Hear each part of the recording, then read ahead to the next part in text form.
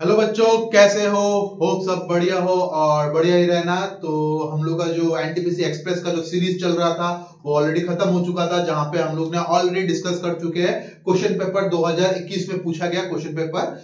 और अभी हम लोग क्या करेंगे, अभी हम लोग कुछ नया स्टार्ट करेंगे। यहाँ पे नया का मतलब यहाँ पे वही होगा, एनटीपीसी रिलेटेड ही रहेगा, लेकिन वहां पे हम लोग ऐसा कुछ क्वेश्चन प्रैक्टिस करेंगे जो एग्जाम में आने का चांसेस बहुत ज्यादा है। मतलब वो बहुत सारा एग्जाम में पूछा जा चुका है, तो इसके कारण क्या हो सकता है, ये तुम्हारा एनटीपीसी में भी पूछा जा सकता है। तो इसी कारण हम लोग यहाँ पे एक नया सीरीज लेके आए हैं जिसका नाम हो जाएगा most expected question for railway NTPC. ठीक है, तो रेलवे में जितना एक्सपेक्टेड क्वेश्चन है वही चीज हम लोग आज डिस्कस करेंगे और एक एक क्वेश्चन देखेंगे और उसका कंसेप्ट को समझेंगे यहाँ पे। ठीक है, और जो बच्चे ये वीडियो को पहली बार देख रहे हैं तो प्लीज मेरा एक सीरीज है वहां पे एनटीपीसी एक्सप्रेस नामक, वहां पे मैंने 12 वीडियोस अपलोड किया है। ईच एंड एवरी वीडियो को अच्छे से देखो, वहां पे मैंने कंसेप्ट भी समझाया, साथ ही साथ मैंने प्रीवियस ईयर क्वेश्चन भी समझाया यहाँ पे। ठीक है, तो जैसे वो सीरीज चल रहा था वैसे ये भी सीरीज चलेगा, जहां पे हम लोग क्या करेंगे, डिस्कस करेंगे इंपॉर्टेंट क्वेश्चन को और साथ ही साथ उसका कंसेप्ट को भी देखने वाले हैं। ठीक है, तो चलिए शुरू करते हैं। और आज का जो सबसे पहला क्वेश्चन है वो वाला क्या हो जाएगा, देखते हैं यहाँ पे। तो आज का जो सबसे पहला क्वेश्चन है वो आ गया तुम्हारा वर्क एंड टाइम से। ठीक है, वर्क एंड टाइम में पाइप एंड सिस्टम से आ गया। ठीक है, यहाँ पे क्या बोला गया, two pipes A and B can fill a tank in 21 hours and 18 hours respectively. मतलब मेरे पास दो पाइप है। ठीक है, मेरे पास दो पाइप है, एक हो जाएगा तुम्हारा पाइप ए और दूसरा हो जाएगा तुम्हारा पाइप बी। पाइप ए कितना टाइम में करता है वो 21 आवर्स में, एंड पाइप बी कितना टाइम में कर लेता है, पाइप बी उसको 18 आवर्स में कर लेता है। ठीक है, respectively both the pipes are open simultaneously, then the time taken to fill the tank. कल ही मैंने एक वीडियो अपलोड किया था जहां पे हम लोग वर्क एंड टाइम के बारे में डिस्कस कर रहे थे, और मैंने वहां पे एक चीज बताया तुम लोगों को कि अगर तुम वर्क एंड टाइम का कंसेप्ट को अच्छे से करते हो, वही कंसेप्ट तुम्हारा पाइप एंड सिस्टम में लगने वाला है, तो वही वाला कंसेप्ट यहाँ पे लगेगा। तो ये दोनों क्या हो जाएगा, उसका इंडिविजुअल टाइम हो जाएगा। अगर ये दोनों का मैं एलसीएम लेता हूं तो इसका एलसीएम कितना आ जाएगा, एलसीएम दोनों का 21 और 18 का एलसीएम, 21 और 18 का एलसीएम, चलो एक बार चेक कर लेते हैं। 21 और 18 का एलसीएम, 3 कितना टाइम्स, 7 टाइम्स, 3 कितना टाइम्स, 6 टाइम्स। यहाँ पे करने का जरूरत ही नहीं है ना, चलो कर लेते हैं। यहाँ पे 3 7 2, 7 और 2 हो जाएगा। ठीक है, 3 3 9, 9 2 18, 18 into 7, 18 into 7 कितना हो जाएगा, एक काम करते हैं ना, इसमें वो करते हैं ना, 18 into 7 कर लेते हैं, कितना हो जाएगा 56, और यहाँ पे 126, कितना आ जाएगा यहाँ पे तुम्हारा 126। तो इसका एलसीएम कितना हो जाएगा 126। अब कुछ बच्चे ऐसे होंगे कि बोलेंगे कि सर आप तो यहाँ पे बोले थे कि ये वाला मेथड से नहीं करना, डायरेक्टली तो उसका फैक्टर्स चेक करना। तो यहाँ पे फैक्टर चेक कर सकते हो, 18 का फैक्टर तुम चेक कर सकते हो, 21 का फैक्टर चेक करने में तुमको थोड़ा प्रॉब्लम हो जाएगा। इसी कारण मैंने क्या किया, वहां पे एलसीएम निकाल लिया इसका सीधा सीधा। ठीक है, अब देखते हैं यहाँ पे कितने से जाएगा ये 21 का टेबल में कितना टाइम, 6 टाइम्स जाएगा ये, और ये कितना टाइम्स जाएगा, ये तुम्हारा 7 टाइम्स जाएगा। हो गया। ठीक है, अब दोनों पाइप को साथ में खोल दिया गया, that means time taken by both pipe A and B will be equal to, total work कितना था 126 डिवाइडेड बाय दोनों का एफिशिएंसी को ऐड करो, दोनों का एफिशिएंसी कितना हो जाएगा यहाँ पे 13 हो जाएगा। So it will B 126 divided by 13, it will B 126 divided by 13। अब अगर कैंसिलेशन में करता हूं 13 ही होगा ना, 12 + 1 हां 13 जाएगा क्या किसी से, ये 13 का टेबल में आई थिंक डायरेक्टली 9 टाइम्स जाएगा, 9 टाइम्स, हाँ डायरेक्टली 9 टाइम्स जाएगा, 9 प्लस, अरे भाई क्या देखना है, यहाँ पे दिख रहा है 9.69 आवर्स लग जाएगा। कितना हो जाएगा 9.69 आवर्स हो जाएगा। ठीक है, क्योंकि मैं पहला डिजिट देख के समझ में आ गया, देखो 1 से तो जाएगा नहीं, यहाँ पे 12 आ गया तो 1 से जाएगा नहीं, तो ये दोनों ऑप्शन तो तुम्हारा ऐसा ही नहीं होगा। अब ये दोनों ऑप्शन में होने वाला है, तो नेक्स्ट तुम्हारा क्या हो जाएगा 9 ही हो जाएगा। 9 से करोगे तो देखोगे तुम्हारा आंसर ये आ जा रहा है 117, और 11 का 7 का सामने ये 10 से जाओगे 130 हो जाएगा, ज्यादा हो जाएगा, तो इसी कारण 117, तो 9 टाइम्स जाएगा। बाकी तो डेसिमल में क्या ही करना है, क्योंकि ऑलरेडी ऑप्शन में यही दिया गया है। ठीक है, तुम इस मेथड से कर सकते हो, या फिर कल मैंने तुम लोगों को क्लास में एक और मेथड बताया था, तो मेथड क्या हो जाएगा, अगर तुमको यहाँ पे कोई पूछे कि time taken by both A and B निकालना है, तो तुम क्या करोगे, time of A into time of B divided by time of A plus B, directly formula use कर सकते हो। ठीक है, मैंने यह भी तुम लोगों को बताया था, ये फॉर्मूला का बहुत सारा ड्रॉबैक है, लेकिन ये क्वेश्चन सीधा सीधा दे दिया गया, इसी कारण मैं सीधा सीधा यहाँ पे फॉर्मूला भी यूज कर सकता हूँ, जिसके कारण मेरा कैलकुलेशन भी कम पड़ जाएगा। यहाँ पे कितना आ जाएगा, यहाँ पे ए का टाइमिंग कितना है 21, बी का कितना है 18, ए प्लस बी कितना हो जाएगा, ए प्लस बी कहाँ गया तुम्हारा, ये दोनों का एडिशन, जैसे यहाँ पे आ जाएगा 9 और यहाँ पे कितना आ जाएगा तुम्हारा 3, 39 आ गया। ठीक है, कैंसिलेशन करते किससे जाएगा, 3 से जाएगा, 3 कितना टाइम्स, 13 टाइम्स 3 कितना times, 6 times, which will be equal to 6 1 6 6 2 12 126/13। वही घूम फिर के इसका आंसर यही आने वाला है। ठीक है, मतलब वो जो एलसीएम वाला सीन है, यहाँ पे एलसीएम वाला सीन करने का जरूरत ही नहीं पड़ेगा, डायरेक्टली तुम्हारा आंसर यहाँ पे आ जाएगा। तो ये मेथड से करना चाहते हो तो कर सकते हो, ये मेथड से भी अगर करना चाहते हो तो कर सकते हो, कोई प्रॉब्लम नहीं है। बस इतना याद रखना, ये मेथड से अगर कर रहे हो ना, इसका बहुत ज्यादा लिमिटेशन है, इसका बहुत ज्यादा लिमिटेशन है। ये सीधा सीधा क्वेश्चन पूछा गया, इसलिए मैंने सीधा सीधा कर दिया। ठीक है, अगर ये क्वेश्चन को थोड़ा घुमा फिरा देता यहाँ पे, तो ये वाला फॉर्मूला यहाँ पे यूज नहीं होता। तो इसलिए मैं एनकरेज नहीं करता हूं कि तुम ये चीज को फॉर्मूला से करो। बात समझ में आ गया? चलो, अगर ये चीज समझ में आ गया, let's move to the next question और देखते हैं कि नेक्स्ट क्वेश्चन क्या दिया गया। The simple interest on a certain sum of money at a rate of 18% for 3 years is ₹2400। If the rate of interest become 24%, what will be the simple interest for 2 years? मतलब सीधा सीधा बात है भाई, यहाँ पे क्या बोला गया, 3 साल में कितना इंटरेस्ट मिल रहा है मुझे? 3 साल में मुझे 24,000 मिल जा रहा है। ठीक है, तो 1 साल का रेट ऑफ इंटरेस्ट कितना था? For 1 year the rate of interest was कितना? 18%। मैं पहला केस का बात कर रहा हूं। ठीक है, तो फॉर 3 years कितना हो जाएगा? कितना हो जाएगा भाई? फॉर 3 years 54 हो जाएगा। ठीक है, और यही 54% का वैल्यू कितना दे दिया गया? 2400 दे दिया गया। दैट मींस 54% का वैल्यू कितना हो जाएगा? 54% का वैल्यू हो जाएगा तुम्हारा 2400। ठीक है, नेक्स्ट क्या बोला गया? If the rate of interest become 24%, अगर वो रेट ऑफ इंटरेस्ट 24% हो जाए तो कितना लगेगा? तो अब यहां से तुम 1% का वैल्यू निकाल सकते हो, और नहीं निकालने से भी चलेगा।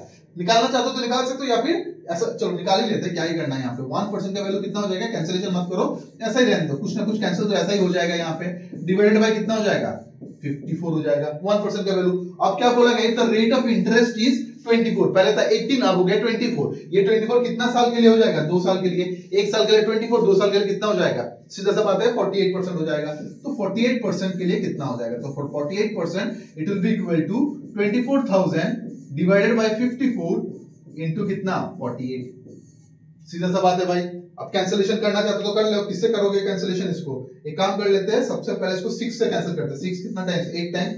6 कितना टाइम्स? 9 टाइम्स। और किसी से कैंसिल जाएगा? ये 3 से जाएगा। 3 3 9, 3 8 टाइम्स 00। 8000 हो गया, 8000 हो गया। और कुछ कैंसिलेशन नहीं जाएगा। It will be equal to कितना? 64,000 डिवाइडेड बाय 3। मतलब डेसिमल के बाद 3 आएगा, यहाँ पे सब में 3 है। इससे अच्छा कैलकुलेशन कर ही लेते हैं। तो देखो किससे जाएगा ये? 2 3 2 6, 3 1 3, 21 3 है क्या कहीं पे? दूसरा आप लास्ट ऑप्शन भी देख लेते एक बार।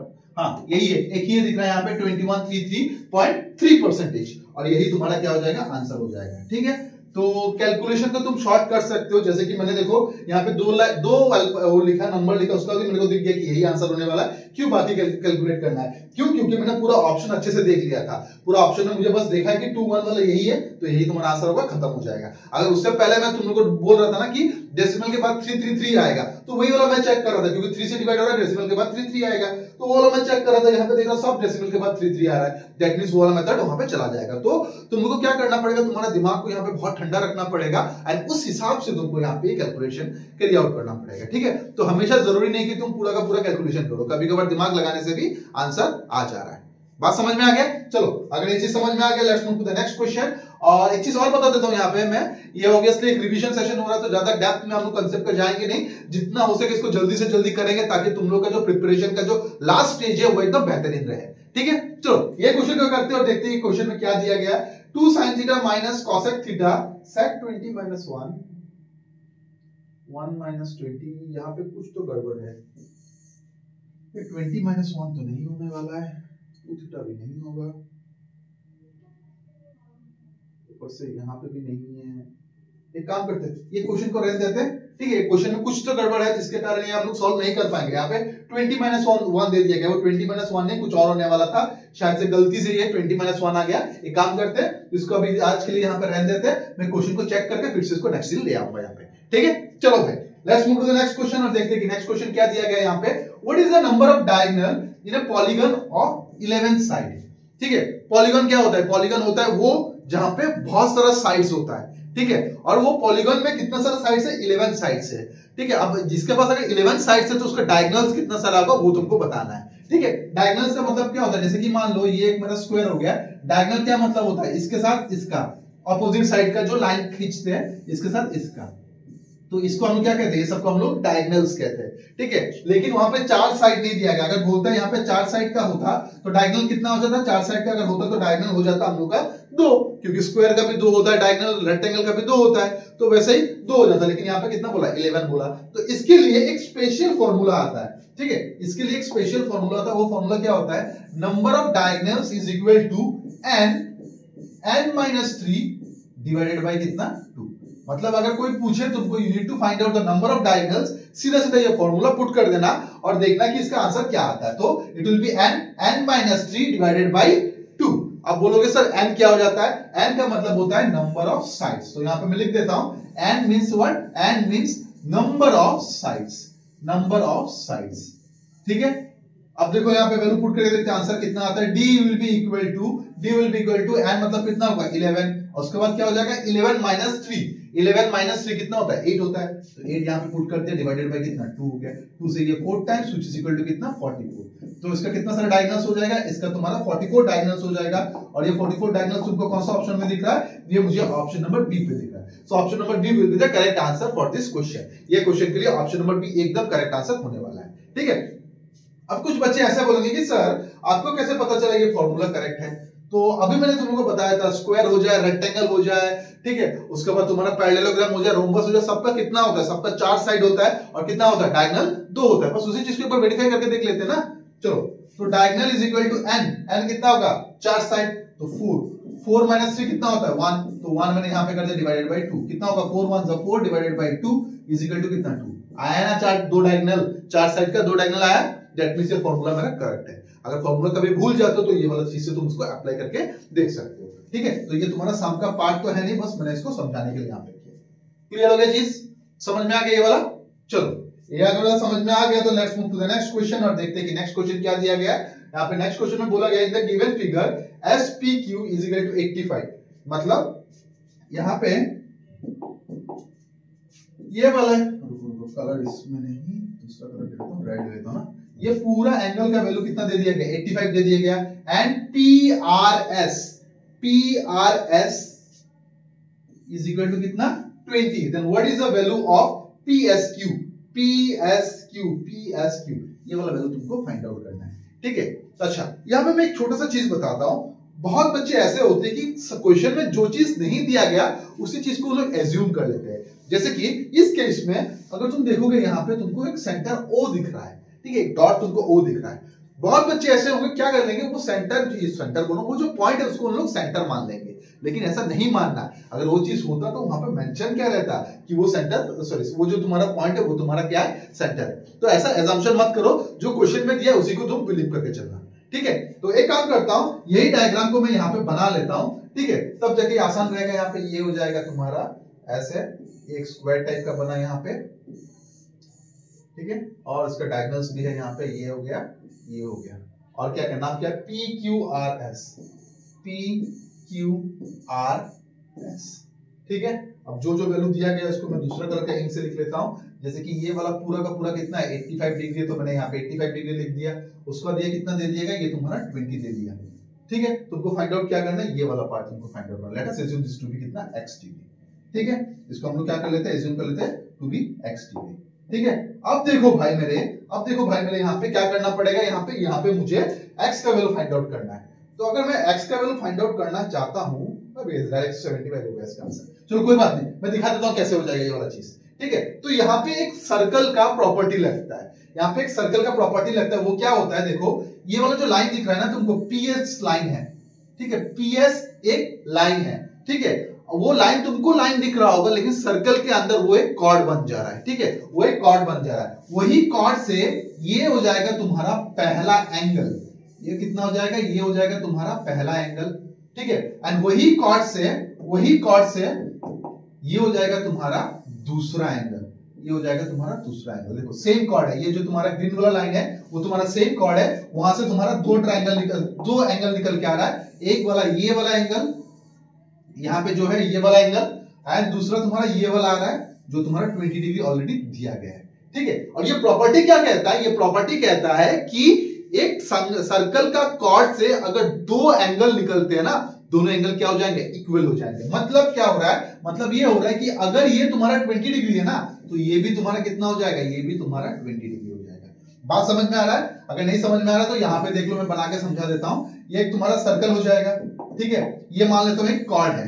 अगर ये कॉर्ड दो एंगल को सब्सटेंड करता है, ये एक एंगल सब्सटेंड कर दिया यहाँ पे, और मान लो यहाँ पे एक और एंगल सब्सटेंड कर दिया, ठीक है। तो अगर ऐसा सब्सटेंड करता है तो ये अगर तुम्हारा 30 डिग्री होगा ना, तो ये भी तुम्हारा 30 डिग्री होगा। ये अगर 40 डिग्री होगा तो वो भी तुम्हारा 40 डिग्री होगा। क्यों? क्योंकि वो तुम्हारा सर्कल का प्रॉपर्टी है, और सर्कल का प्रॉपर्टी क्या कहता है कि angle extended by the same chord is always equal. ये दोनों हमेशा क्या रहेंगे, इक्वल रहेंगे। बस वही वाला प्रॉपर्टी यहाँ पे मैंने यूज कर दिया, ठीक है। वही वाला प्रॉपर्टी मैंने यहाँ पे यूज कर लिया। अब देखो ये आ गया तुम्हारा 20 डिग्री। अब कौन सा ट्रायंगल पे कंसंट्रेट करना है, अब हम लोग को ये ब्लू वाला ट्रायंगल पे कंसंट्रेट करना है, ठीक है। मैं यहाँ पे ब्लू वाला एक ट्रायंगल बना रहा हूँ, उस पे कंसंट्रेट करो। देखो ये ब्लू वाला ट्रायंगल, इसको और ब्रॉड कर देता हूँ ताकि तुमको समझ में आ जाए। ये ब्लू वाला ट्रायंगल जिसको यहाँ पे मैं बना रहा हूँ, देखो ये ब्लू वाला ट्रायंगल पे कंसंट्रेट करो, ठीक है। ये ब्लू वाला ट्रायंगल में क्या हो जाएगा, देखो ये ब्लू वाला ट्रायंगल में एक तुम्हारा 85 डिग्री दे दिया गया, एक तुम्हारा 20 डिग्री दे दिया गया, एंड आखिरी एंगल कितना होगा, x हो गया। तुमको पता ही है ना, you need to use what, angle sum property of a triangle. Angle sum property of a triangle क्या कहता है, तीनों एंगल का सम, तीनों एंगल, पहला एंगल 85, दूसरा एंगल कितना 20, प्लस तीसरा एंगल कितना x should always be equal to कितना 180 डिग्री। क्यों? Because it is angle sum property of a triangle. सीधा सा बात है यहाँ पे। तो कितना आ जाएगा, यहाँ पे 105 आ जाएगा, plus x is equal to कितना 180। x का वैल्यू कितना हो जाएगा, 180 से 105 जाएगा तो बचेगा कितना 75, एंड 75 तुमको कौन सा ऑप्शन में दिख रहा है, 75 मुझे ऑप्शन नंबर सी पे दिख रहा है। तो option number C will be the correct answer for this question. ये क्वेश्चन के लिए ऑप्शन नंबर सी एकदम करेक्ट आंसर होने वाला है। बात समझ में आया कि नहीं, यहाँ पे चीज क्लियर हो गया, ठीक है। अब कुछ बच्चे ऐसे बोलेंगे कि सर ज्योमेट्री तो हम लोगों ने किया नहीं है, तो हम लोगों को कैसे ये चीज याद रहेगा। तो देखो मेरे भाई, अगर तुम एनटीपीसी दे रहे हो या फिर तुम एसएससी दे रहे हो, तुम्हारा दिमाग में एक चीज क्लियर होना चाहिए कि ज्योमेट्री से भर भर के क्वेश्चन आता है, ठीक है। अब ज्योमेट्री का प्रॉपर्टीज तुमको मैं अगर ईच एंड एवरीथिंग अभी का क्लास में समझाने जाऊं, बहुत ज्यादा टाइम कंज्यूम हो जाएगा, ठीक है।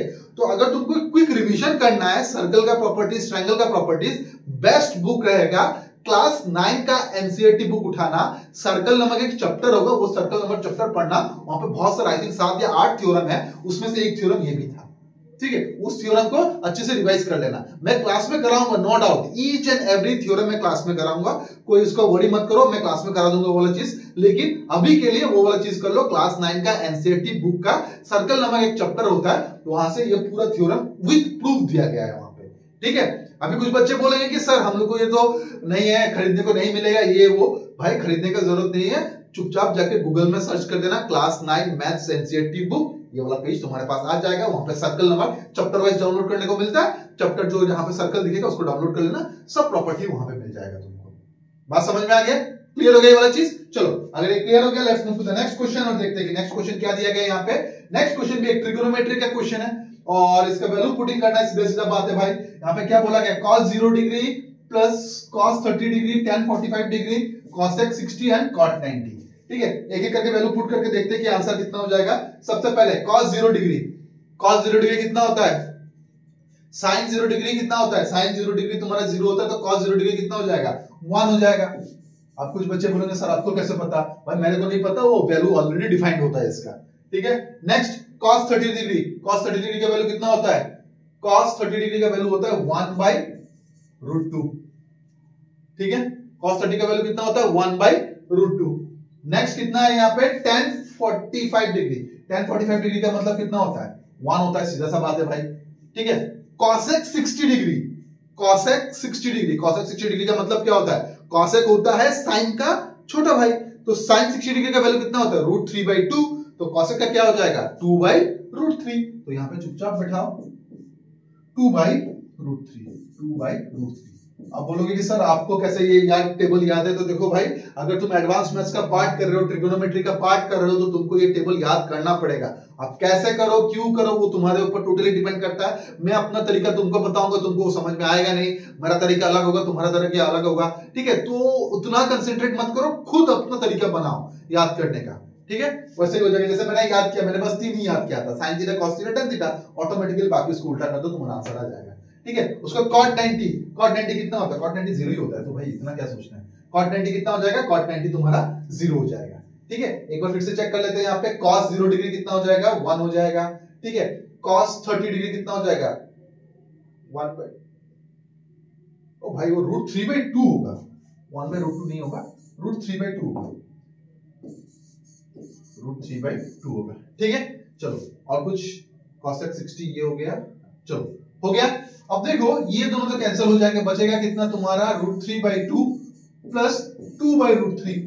अब बोलोगे सर कैलकुलेशन कैसे करना, ये था कैलकुलेशन लेना नहीं आता है मुझे, तो सीधा सा बात है भाई, यहाँ पे मैंने क्या बोला था, अगर जब भी ऐसा कैलकुलेशन आ जाए जहां पे एलसीएम लेने को प्रॉब्लम हो रहा है, सीधा सीधा ये दोनों को मल्टीप्लाई कर देना एक्सक्यूज मी, सीधा सीधा दोनों को क्या कर देना, मल्टीप्लाई कर देना। कितना आ जाएगा, 2√3।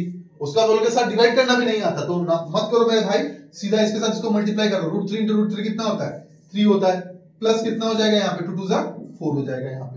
ठीक है, कितना आ जाएगा तुम्हारा 7/2√3, 7/2√3। अब इसको एक बार चेक करो, ऑप्शन में कहीं पे दिख रहा है 7/2√3, ये दिख रहा है मुझे ऑप्शन नंबर डी पे, तो option number D will be the correct answer for this question.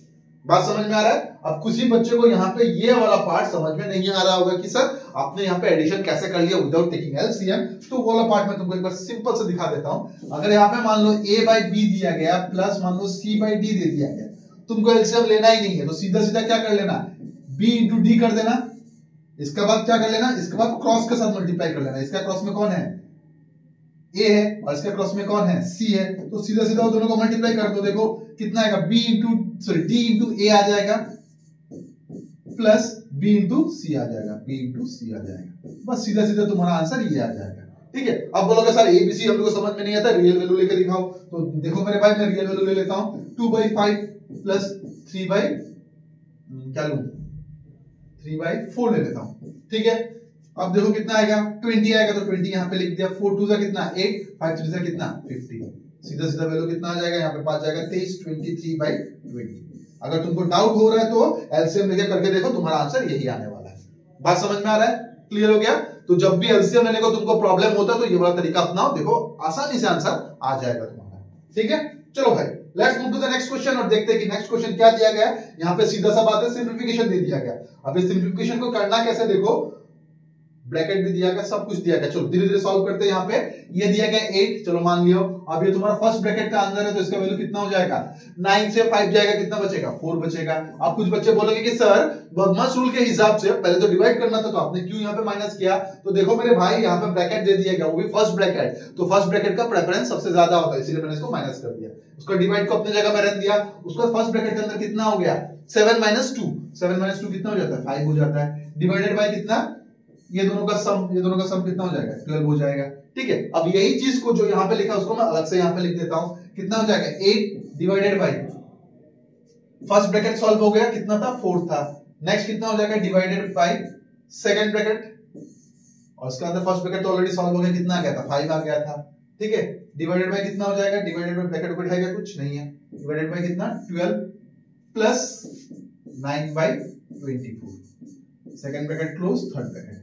ठीक है, अब इसको डिवाइड करके देखते हैं क्या क्या आंसर आता है। यहाँ पे सबसे पहले 8 डिवाइडेड बाय 4, 4 डिवाइडेड बाय 5/12, बात वही हो रहा है ना, 5/12 करो या फिर ऐसा करो, बात तो वही हो रहा है। ठीक है, प्लस एक आंसर कैंसिल कर लेते हैं, कितना 3 टाइम्स जाएगा, 8 टाइम्स जाएगा, तो प्लस 3/8।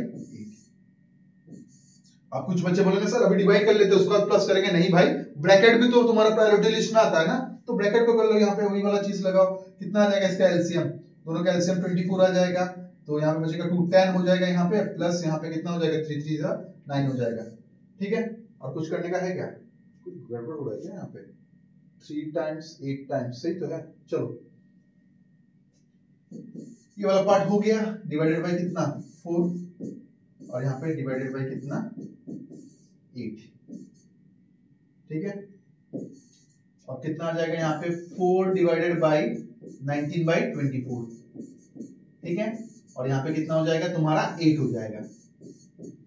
अब सीधा सीधा इसमें ये वाला पार्ट को सॉल्व करता हूँ, कितना होगा 4 × 24 इधर 19, यहाँ पे ये आंसर नहीं होगा, कुछ तो गड़बड़ है यहाँ पे, क्वेश्चन में कुछ गड़बड़ है क्या, देखो एक बार लास्ट टाइम चेक कर लेता हूँ।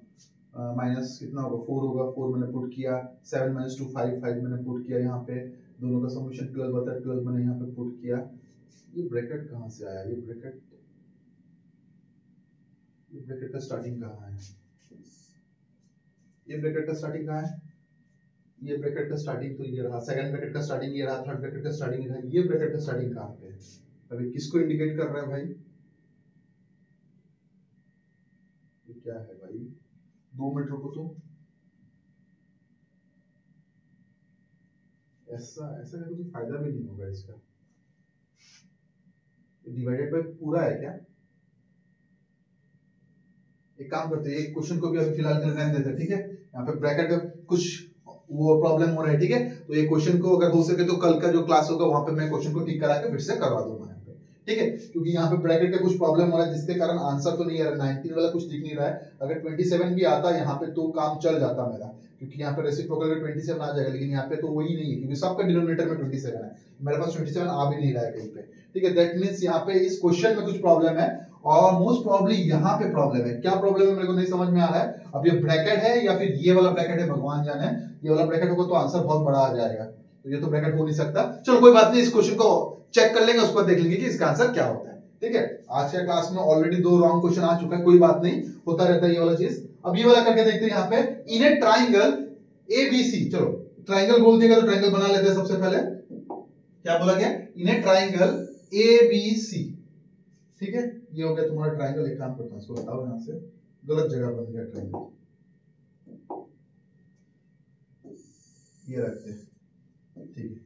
इन ए ट्राइंगल ABC, तो यहाँ पे ये A हो गया, ये तुम्हारा B हो गया, ये तुम्हारा C हो गया। ज्योमेट्री का एक चीज याद रखना, डायग्राम से अगर तुम कर पा रहे हो तो बहुत बढ़िया रहेगा, ठीक है? अगर डायग्राम से नहीं कर पा रहे हो तब जाकर तुम्हारा प्रॉब्लम शुरू हो जाता है। हमेशा ये याद रखना कि दिमाग से नहीं बनता है, कभी कभार यहाँ पे तुमको डायग्राम को भी देखना पड़ेगा। डायग्राम को देखोगे तो बहुत आइडिया दिमाग में ऐसा ही आ जाएगा। जैसे इसी कारण मैं यहाँ पे डायग्राम बना रहा हूँ ABC, AB is equal to 6, AB is equal to 6, BC is equal to 8, BC is equal to 8 और AC is equal to 10। AC मेरा कितना है? 10 है। बहुत बढ़िया। Let M be a point on AC, M यहाँ पे एक पॉइंट है किसमें? AC में, such that BM is 5 unit. BM मतलब यहां से एक लाइन जाएगा, BM को टच करेगा एंड BM कितना बोल दिया? 5 यूनिट्स बोल दिया गया, 5 यूनिट्स बोल दिया गया, ठीक है? Where D is a point on triangle B, D एक पॉइंट आ गया ना, तो D पॉइंट कहां लगा? एक काम कर लेते हैं, इसको एक्सटेंड करके यहां पर पुट कर लेते हैं, तो ये हो जाएगा तुम्हारा पॉइंट D, ठीक है? एक ट्राइंगल BDM, चलो ट्राइंगल तो बन गया इस form, and triangle BDM is similar to triangle ABC। यहां पे एक इंपॉर्टेंट चीज आ रहा है, बोला गया कि BMD is similar to triangle ABC। अब सिमिलर ट्राइंगल का मतलब क्या होता है, कैसे समझाऊं तुमको? अच्छा छोटा सा एग्जांपल देता हूं, ठीक है? एग्जांपल कैसे तुम समझो चीज को। जैसे मान लो कन्ग्रुएंसी एक होता है, सिमिलरिटी एक होता है। कन्ग्रुएंसी होता है मतलब जैसे कि मान लो मैंने टी शर्ट पहना, टी शर्ट का साइज मान लेता हूं एक्सएल है, ठीक है? टी शर्ट का साइज क्या है? एक्सएल है। वैसे ही मान लो कोई और भी पहना है सेम वाला, उसका भी साइज कितना है? एक्सएल है। मान लो और 2-3 लड़का, तुम लोगों में से जो वीडियो देख रहा है उसमें से और 2-3 लड़का same T shirt XL size का पहन के बैठा हुआ है, ठीक है? तो इसका मतलब क्या होता है? ये टी शर्ट के साथ वो टी शर्ट एग्जैक्टली सेम है, एग्जैक्टली सेम हो जा रहा है। दैट मींस क्या हो रहा है? This T shirt is congruent to the t-shirt that you are wearing, मतलब साइज क्या हो जा रहा है? एग्जैक्टली सेम हो जा रहा है। लेकिन अगर मान लो ये तुम्हारा एक्सएल है और कोई वहां पे एम पहन रहा है या फिर एस पहन रहा है, तो क्या हो जाएगा? इसका शेप तो एग्जैक्टली सेम है, प्रिंट भी एग्जैक्टली सेम है, लेकिन उसका क्या हो रहा है? शेप छोटा हो जा रहा है। दैट मींस क्या कह सकता हूं मैं? वो दोनों जो टी शर्ट है वो हो जाएंगे तुम्हारा सिमिलर। सिमिलर का केस में क्या होता है? शेप सेम रहता है, साइज अलग अलग हो जाता है। बट कन्ग्रुएंसी के टाइम में क्या होता है? शेप और साइज दोनों सेम हो जाता है। तो इस केस में क्या बोला गया? इस केस में सिमिलर बोला गया, मतलब उन लोगों का शेप सेम रहेगा लेकिन साइज अलग अलग हो सकता है, ठीक है?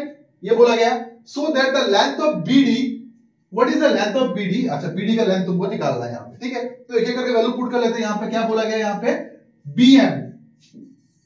BM बाय कितना? AB इज इक्वल टू कितना? BD बाय AC, ठीक है? वैल्यू पुट करते हैं। BM का वैल्यू कितना होगा? BM का वैल्यू 5 बोला गया, 5 मैंने पुट कर दिया यहाँ पे, ठीक है? नेक्स्ट AB का वैल्यू कितना बोला गया? कहां है AB का वैल्यू 6, तो 6 मैंने यहाँ पे पुट कर दिया, इज इक्वल टू BD का वैल्यू मुझे फाइंड आउट करना है, तो BD यहाँ पे मैंने पुट कर दिया। और AC का वैल्यू कहां है? AC का वैल्यू 10 दिया गया, तो 10 मैंने यहाँ पे लिख दिया। सीधा सा बात है, क्रॉस मल्टीप्लिकेशन का नाम तो सुना ही होगा तुम लोगों ने। तो BD इज इक्वल टू क्या हो जाएगा 50/60 हो जाएगा, सॉरी 60 नहीं 6 हो जाएगा। कैंसलेशन करता हूं तो कितना होगा यहाँ पे 25 हो जाएगा, यहाँ पे 3 हो जाएगा। ठीक है, डिवाइड करने का जरूरत नहीं है क्योंकि आंसर भी तुम्हारा क्या है फ्रैक्शन में दिया गया और यहाँ पे 25/3 कहां दिख रहा है 25/3 मुझे ऑप्शन नंबर सी पे दिख रहा है। तो option number C will be the correct answer for this question. ये क्वेश्चन के लिए ऑप्शन नंबर सी एकदम करेक्ट आंसर हो जाएगा। ठीक है, अब कुछ बच्चे यहाँ पे ऐसा बोलेंगे कि सर यहाँ पे तो सिमिलरिटी का यूज ही नहीं किया गया, तो उसका बोलने का रीजन क्या है? देखो सीधा सा बात है, एनटीपीसी का क्वेश्चन है, यहाँ पे इतना लॉजिक तो लगाएंगे नहीं। ठीक है, और मान लो यहाँ पे सिमिलर अगर बोल दिया गया तब क्या होगा, ये जो चीज यहाँ पे लिखा गया है ना, ये वाला जो चीज मैंने यहाँ पे लिखा गया, ये क्या होता है, ये तुम्हारा सिमिलर होने के बाद ये प्रॉपर्टी अपने आप फॉलो हो जाता है। ठीक है, अगर मान लो ये वाला चीज ना देखे डायरेक्टली बोल देता बीडी का वैल्यू फाइंड आउट करने के लिए, तब क्या करते, तब हम लोग यहाँ पे सिमिलरिटी का फॉर्मूला लगाते हैं और आंसर निकालते हैं। फॉर्मूला बोले तो ये वाला कंसेप्ट लगाते हैं और आंसर निकाल लेते हैं। बात समझ में आ रहा है? क्लियर हो गया चीज?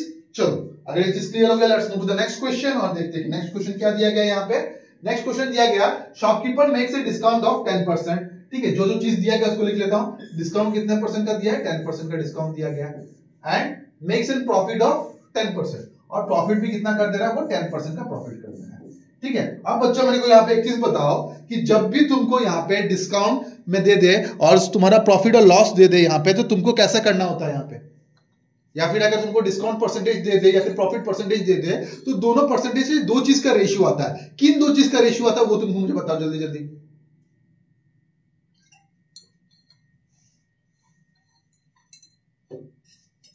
बताओ भाई, सीधा बात है भाई, डिस्काउंट का रेशियो 10% का डिस्काउंट मतलब it can be written as 9/10।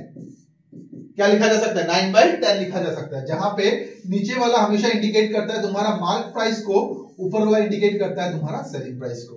ठीक है, आप बोलोगे सर ये कहां से आ गया, तो भाई मैंने प्रॉफिट एंड लॉस का वीडियो ऑलरेडी अपलोड किया गया है, डिस्काउंट का भी ऑलरेडी अपलोडेड किया गया है, वहां पे जाके एक बार पहले ही पार्ट में ये चीज समझा के दे दिया।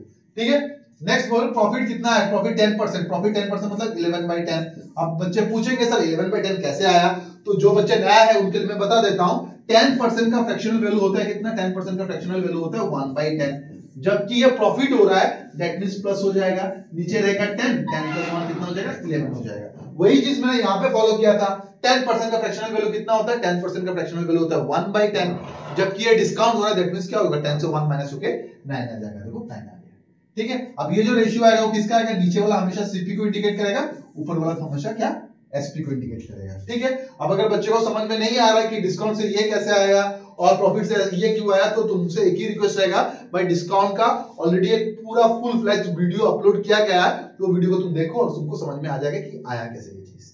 ठीक है, अब आगे बढ़ते हैं, दोनों में क्या कॉमन दिख रहा है, तुम बोलोगे सर दोनों में मुझे एसपी कॉमन दिख रहा है, तो एसपी को तुम बीच में लिख दो, इस तरफ तुम सीपी लिख दो, इस तरफ मार्क प्राइस लिख दो, सीधा सा बात है यहाँ पे। ठीक है, सीपी वाला केस में क्या है, सीपी 10 है और सेलिंग प्राइस कितना 11 है।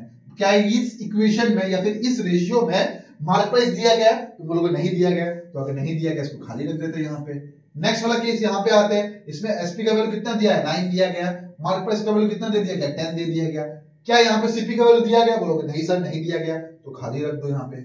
ठीक है, अब इसके लिए तुमको मैंने एक चीज समझाया था कि खाली वाला कौन फिल कर देगा, उसका पड़ोसी वाला फिल कर देगा, तो 9 आके यहाँ पे कब्जा कर लेगा, यहाँ पे 9 ने कब्जा किया, यहाँ पे 11 ने कब्जा कर दिया। एक बार ये कब्जा हो जाता है तो हम लोग क्या करेंगे, यहाँ पे सीधा मल्टीप्लिकेशन, यहाँ पे आएगा 90, यहाँ पे आएगा 99 और यहाँ पे कितना आएगा 110 आएगा।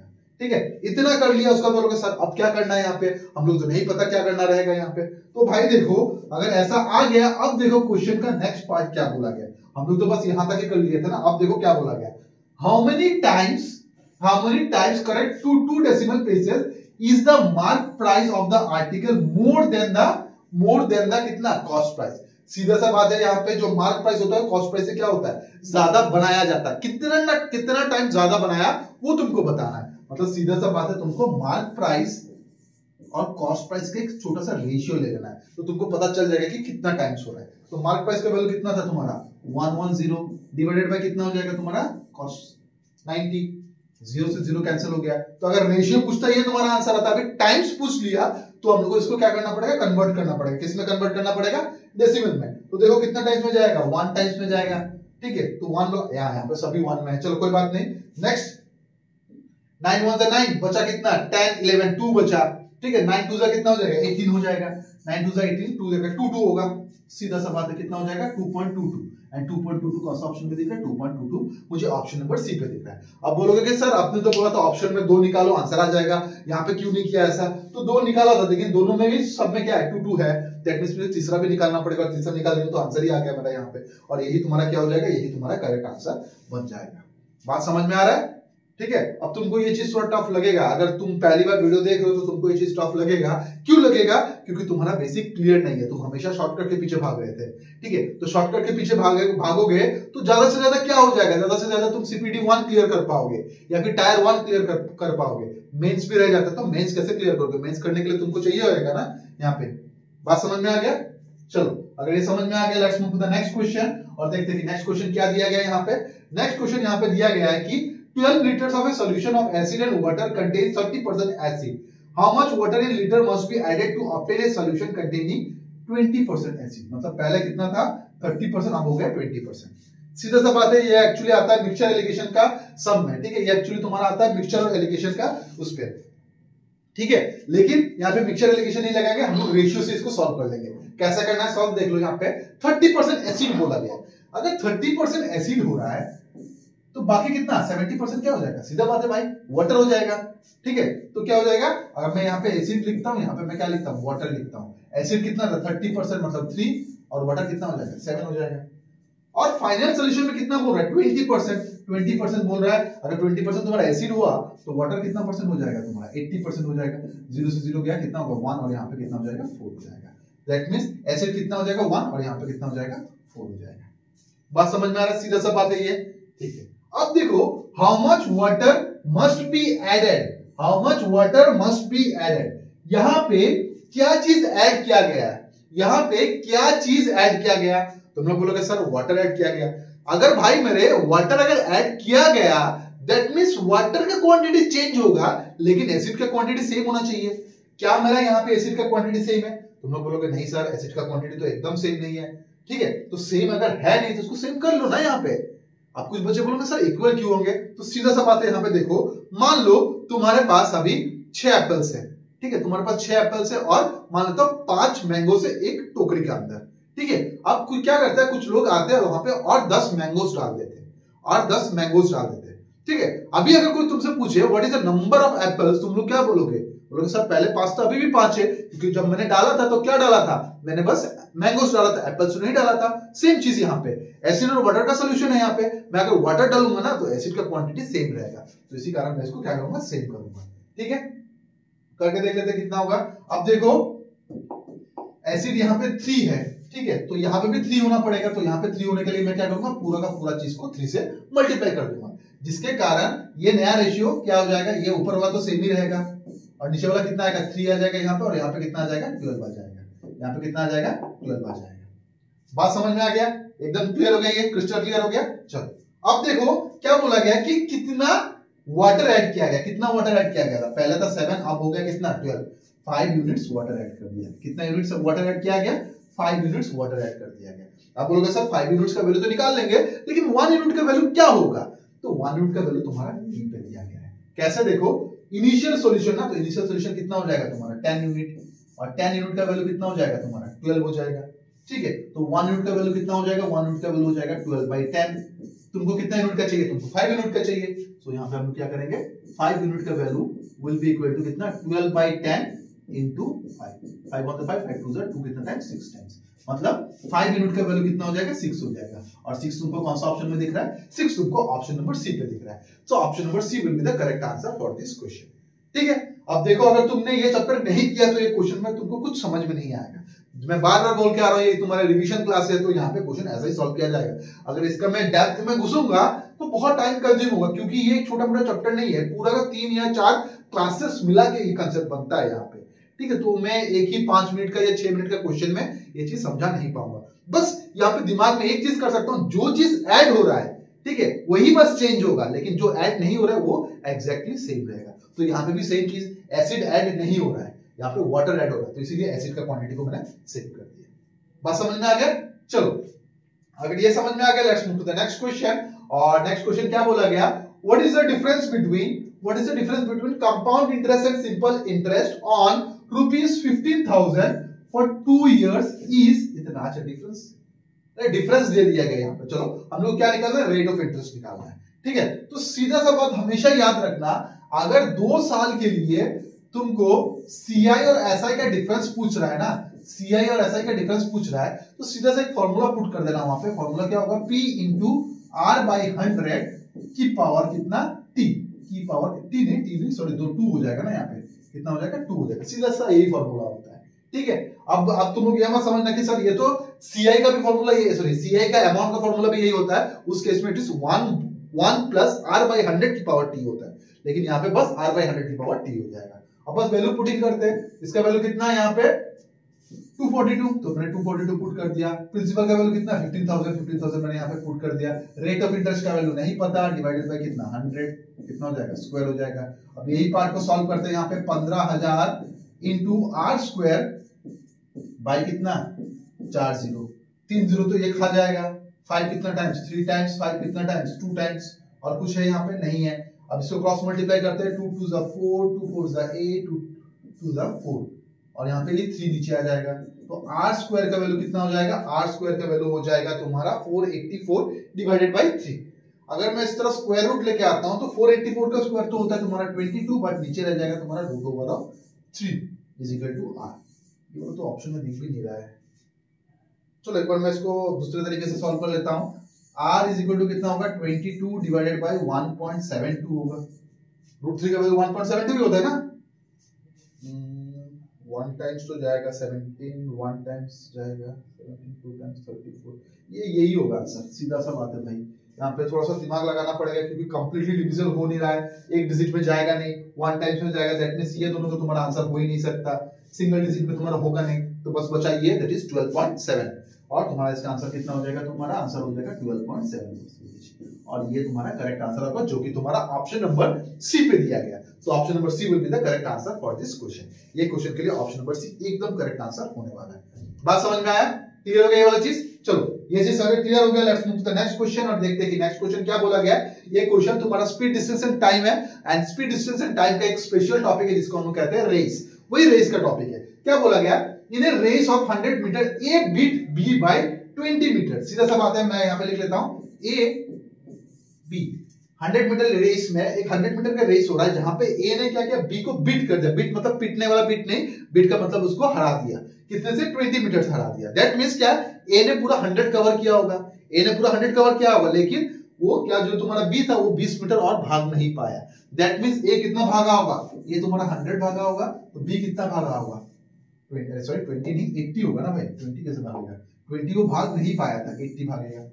बात समझ में आ रहा है। अब 0 से 0 कैंसिल कर लो, यहाँ पे कितना आएगा 5, यहाँ पे कितना आएगा 4। रहने देते इसको ऐसा। नेक्स्ट क्या बोला गया, and B beat C by 5 metres, और बी क्या करता है, बी सी को 5 मीटर से बीट करता है। तो यहाँ पे एक और इक्वेशन कर लेते हैं, बी और सी को, मतलब बी अगर 100 भाग रहा है तो सी कितना भागेगा, 5 मीटर भाग नहीं पा रहा है, दैट इज 95 हो जाएगा। इसके कारण यहाँ पे होगा 20, यहाँ पे हो जाएगा तुम्हारा 90। बात समझ में आ गया, क्लियर हो गया। अब देखो वही चीज हो जाएगा यहाँ पे, बी ए सी, ए का वैल्यू कितना था 5 और 4, यहाँ पे कितना था 20 और 90। वैल्यू पुटिंग करो, यहाँ पे कितना आएगा 4 आएगा, यहाँ पे कितना आएगा 20 आएगा।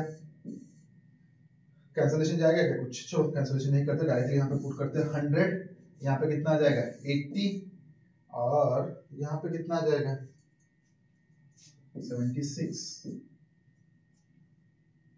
हो गया ना, बस सीधा सा बात। अब क्या बोला गया है, in the same race find the distance by which A beat C. वही रेस में, वही 100 मीटर का रेस में, इसीलिए मैंने कैंसिल नहीं किया था, वही 100 मीटर का रेस में ए सी को कितना मीटर से हराता है। सीधा सा बात यहाँ पे दिख रहा है, कितना होगा 4 होगा, 80 और 20, इट विल बी कितना 24 मीटर। तो उसको कितना मीटर से हरा देता है, वो उसको 24 मीटर से हरा देता है। और 24 मीटर कौन सा ऑप्शन में दिख रहा है, 24 मीटर मुझे ऑप्शन नंबर बी पे दिख रहा है। So option number B will be the correct answer for this question. ठीक है। अब यहाँ पे कुछ बच्चों का दिमाग में ये चल रहा होगा कि सर अगर यहाँ पे 100 से 80 हुआ तो यहाँ पे ये डायरेक्टली 95 नहीं होना चाहिए, कुछ और होना चाहिए था, इससे 5 माइनस करके 75 होना चाहिए था। तो देखो मेरे भाई, यहाँ पे कंपैरिजन हमेशा ए के साथ ही चल रहा था। ठीक है, ए और बी का चल रहा था, उसको बी और सी का चल रहा था। ये नहीं बोला गया ना सी ए को हरा रहा है, सी ए को हराना होता तो हमको पूछते ही क्यों वाला चीज। बात समझ में आ रहा है। तो ये तुम्हारा कौन सा कंसेप्ट से आ रहा है, स्पीड, डिस्टेंस एंड टाइम। वहां पे एक स्पेशल कंसेप्ट होता है जिसको हम लोग कहते हैं रेस, उसमें से ये क्वेश्चन पूछा गया है। ठीक है, चलो let's move to the next question, जो आज के लिए आखिरी क्वेश्चन होगा। और ये क्वेश्चन भी तुम्हारा स्पीड, डिस्टेंस एंड टाइम का ही है, लेकिन ये भी तुम्हारा एक स्पेशल चैप्टर उसी का है, दैट इज हमारा बोट स्ट्रीम से आएगा, बोट एंड स्ट्रीम से आएगा, अपस्ट्रीम और डाउनस्ट्रीम। तो इसका बहुत इन डिटेल कंसेप्ट मैं तुम लोगों को बता चुका हूं, अब बस इसका एक छोटा सा ट्रेलर देखते हैं कैसे। देखो, ए boat covers A distance of 35 kilometre downstream in 2 hours. Downstream का स्पीड कितना हो जाएगा, डिस्टेंस कितना कवर किया था 35 एंड डिवाइडेड बाय कितना 2। अब कुछ बच्चे बोलेंगे सर क्यों किया ऐसा, क्योंकि डाउनस्ट्रीम एक स्पीड होता है, स्पीड इज इक्वल टू क्या होता है, distance by time, distance by time, which is equal to कितना हो जाएगा 17.5 किलोमीटर पर आवर होगा ना, हां किलोमीटर पर आवर हो जाएगा। Next, and the same distance upstream, same distance upstream, upstream में वही डिस्टेंस कितने घंटे में कवर करता है 7 आवर्स में, व्हिच इज इक्वल टू कितना 5 किलोमीटर पर आवर। कितना आसान क्वेश्चन है भाई। अब क्या पूछा गया, find the speed of the boat in still water, find out the speed of the boat in still water. Boat का स्पीड अगर बोलेगा, बोट का स्पीड बोलेगा तो मैं यहां पे एक छोटा सा फॉर्मूला दिखा देता हूं। बोट का स्पीड अगर बोलेगा BOAT बोलेगा तो क्या करेंगे, अपस्ट्रीम माइनस, सॉरी अपस्ट्रीम में डाउनस्ट्रीम प्लस अपस्ट्रीम, UP क्यों लिख रहा हूं भाई, डिवाइडेड बाय कितना हो जाएगा 2 हो जाएगा। और अगर तुमको यहां पे स्ट्रीम का बोले, अगर तुमको यहां पे स्ट्रीम का बोले, स्ट्रीम का स्पीड बोले तो सीधा वही वाला रहेगा, downstream minus upstream divided by 2। अब बोलोगे सर ये फॉर्मूला आया कहां से, तो कल का वीडियो अगर तुम लोगों ने अच्छे से देखा होगा, वहां पे मैंने लीनियर इक्वेशन इन 2 वेरिएबल वाला समझा के दिया था, वही वाला कंसेप्ट यहां पे लग रहा है। ठीक है, अब इसका इतना डेप्थ में जाऊंगा नहीं, बहुत ज्यादा लेंथी पड़ जाएगा, बस इतना याद रखना, यही 2 होता है इसका फॉर्मूला। तो अभी हम लोग को क्या चाहिए, अभी हम लोग को बोट का चाहिए, तो बोट का मतलब क्या हो जाएगा, बोट का speed x will be equal to कितना, डाउनस्ट्रीम कितना है 17.5, अपस्ट्रीम कितना है 5 डिवाइडेड बाय कितना 2, which will be equal to कितना 22.5 डिवाइडेड बाय 2, कितना का 11.5 का करोगे तो 25 आ जाएगा ना, तो 11.25 दिख रहा है, हां दिख रहा है भाई मेरे, 11.25 कौन सा ऑप्शन में है, 11.25 मुझे ऑप्शन नंबर ए पे दिख रहा है। So option number A will be the correct answer for this question. बात समझ में आ गया, क्लियर हो गया। तो आज के क्लास के लिए इतना ही रहेगा, बस आज के क्लास में 2 क्वेश्चन थोड़ा प्रॉब्लमेटिक था, एक ट्रिगोनोमेट्री का क्वेश्चन और एक सिंप्लीफिकेशन का क्वेश्चन, वो क्वेश्चन का हम लोग चेक करेंगे और कल के क्लास में इसको डिस्कस कर लेंगे यहाँ पे, ठीक है। और ये आई थिंक और 3 और 4 क्लासेस ये स्पेशल क्वेश्चन वाला होगा, तो मैं सबसे यही रिक्वेस्ट करूंगा कि क्लासेस को अटेंड करो ताकि तुम्हारा रिवीजन थोड़ा स्पीड अप हो जाए, ठीक है। तो आज के लिए इतना ही रहने देते हैं, let's meet in the next class, till then bye, take care, stay healthy and stay safe, bye everyone.